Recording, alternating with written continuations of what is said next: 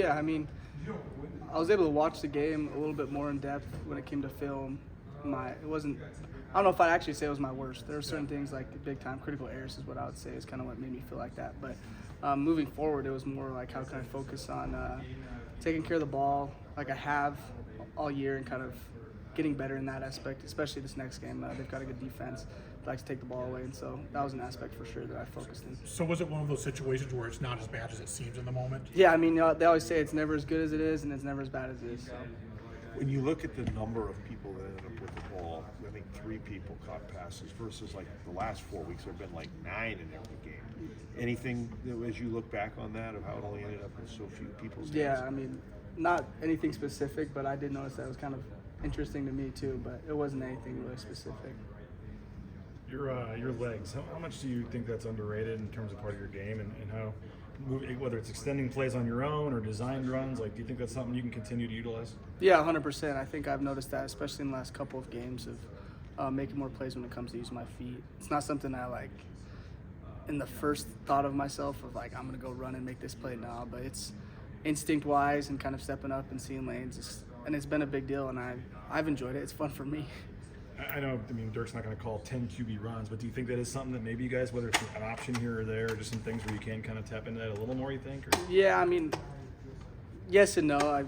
I know he's mentioned like taking hits is kind of where I'm at now. I've got to avoid those unnecessary ones, but I mean, I enjoy running, but I also think we have the best running back in the country that kind of can do that job for sure. Have you always been a runner? I know Spencer says a few weeks ago he found out he had a running quarterback, so I guess it was a little bit of a surprise for him. Yeah, I mean, in high school I ran a little bit, but it's not like I would consider myself like an extremely running quarterback either. Is that something that you want to keep adding to your game then, being a little bit more multi-dimensional? Yeah, 100%. So after you wrap up post-game press conference on Saturday, like what's the process for you like? Is you decompress, and then how long do you stay that way before you start to turn the page, Maddux? Yeah, I mean, I wake up, I kind of go to sleep feeling the way I was, and then wake up and it's like, well, we won, and this next week's the most important one. So I feel like personally I'm pretty good at throwing that stuff behind me and kind of moving on. With all that you guys are playing for, does that kind of make it easier to flip that switch like that? I wouldn't say it makes it easier, but I almost have to, because if I get caught looking at what I've done compared to what I need to do, that will hurt me for sure. What are the, for you, Maddux, like, is it easier for you to fix something physical or mental? I would say probably, I don't know, I feel like mentally I'm pretty good, but physically for sure. I mean, it's easier to kind of look at something and fix that when it comes to physical wise than it is just thoughts brewing through your head for sure. So what might you do to flush something like that, or regain confidence, or you meditate, or I don't know what it is you do, but like, or maybe it is just easier for you to move on. No, yeah, I mean, I'm a big believer in like chilling myself out with breaths when it comes to that stuff. I catch myself if I get too worked up about something. It comes like taking deep breaths, like a few, and then it's kind of a reset. But I also, at that point, like, I guess I kind of try and separate myself from what I've done and just kind of focus on something completely different, whether it's who I'm talking to or certain things like that. Where'd you learn that tactic to, just maybe take a few deep breaths or whatever, and why is it productive? Yeah, I mean, I actually, in high school, like, there's a big process-oriented, like, baseball. That's kind of where I got it from, of, like, if I'm walking up to the plate and I'm feeling a certain way, I got to do my process, and I think that kind of translates here of, like, I got to take a deep breath and reset myself. We looked at the stat sheet, one wide receiver caught a pass in that game. I mean, I know things have been progressing. It's not like it's some huge problem, but was that just a factor of the game, of some off throws, some drops? I mean, obviously you want to have more than one wide receiver get involved. Yeah, 100%. Like you just said, we've got to have more guys get involved. And I don't know exactly the target sheet for sure compared to like the actual receptions, but I know it wasn't anything going in that we were like, we're going to get this just one guy passes like that. So the flow of the game kind of takes advantage of that stuff for sure. But there was opportunities that both I missed and that room missed, and we'll get better. And that's something I don't really get too worked up about or worried about, just because I know exactly what we can do, and we're on a good path for sure. After a tight game like you had this weekend, what does your Sunday look like? Are you chilling, just watching football, or are you back, studying the playbook and watching film and such? Sundays is more of like a kind of chill reset, I would say, and then Sunday night get a little bit, and then Monday morning is kind of where it just completely starts. But I like to not take a break from football, but kind of, I don't really watch NFLs on Sundays just because it's like, that's what I do every day of my life nowadays. So I got to get away from it at some point. I guess What do you do to relax?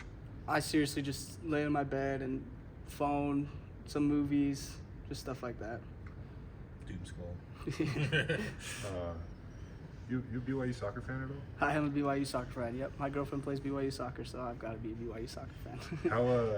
How did you guys meet, and are you guys what's it like? I mean, you guys have a pretty good season. Yeah. I mean, we knew each other in high school, so that's kind of where it came from. And then we started like talking again right before the season, and it's been cool to kind of see the other side of like a Division I athlete, and like obviously we share seasons and stuff like that. And so it's cool to have like someone that I could sit and talk to about like struggles, good things that I also know that she's kind of gone through that too.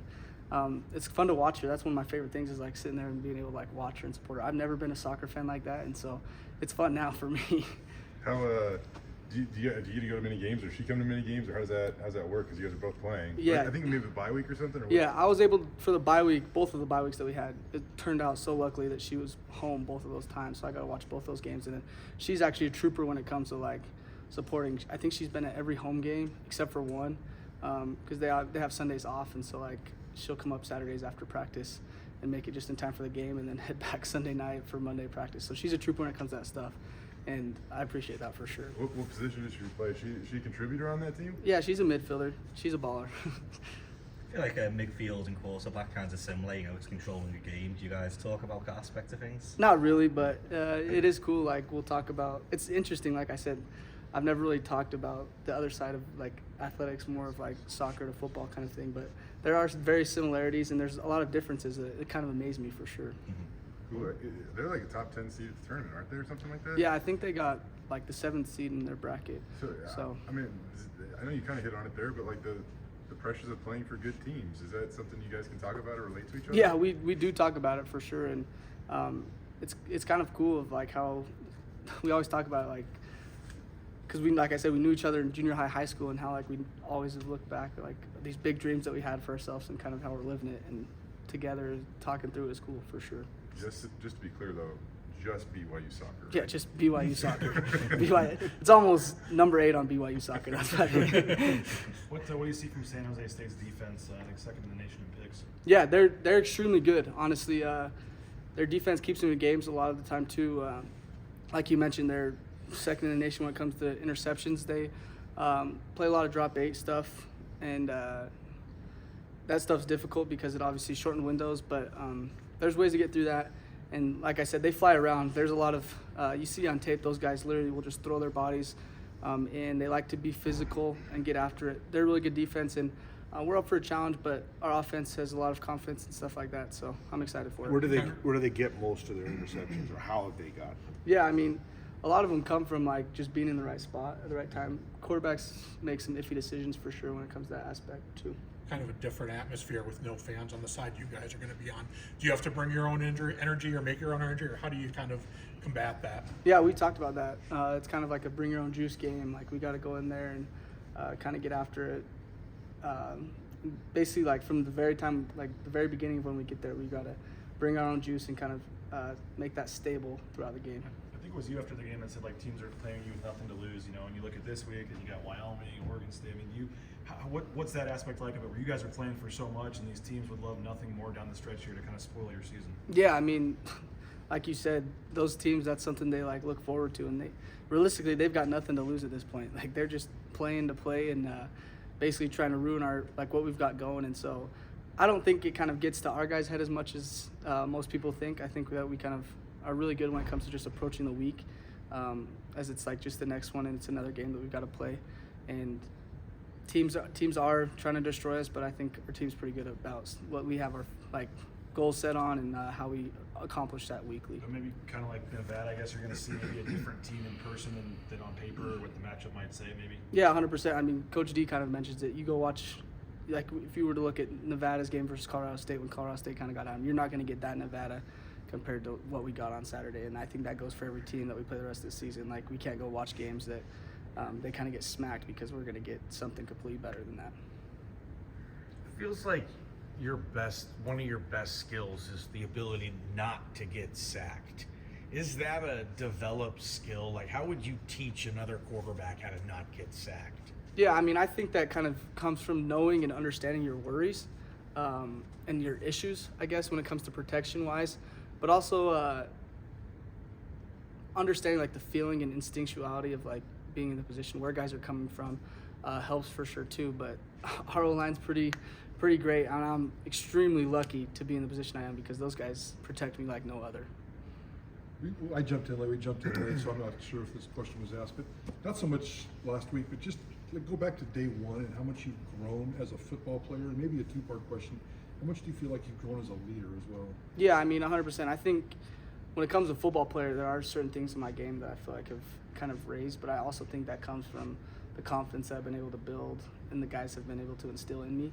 And I think that you can add that right into the ability of leadership. I know I've grown as a leader just because of the confidence that I've kind of gained as well. And so I enjoy being here and around those guys, and I think that's what helps also too when it comes to the leadership aspect of it. If I can be a happy guy and enjoy that part of it, I think that kind of gives off to other people. Where do you think you've gotten better? You said raised your game as a football player.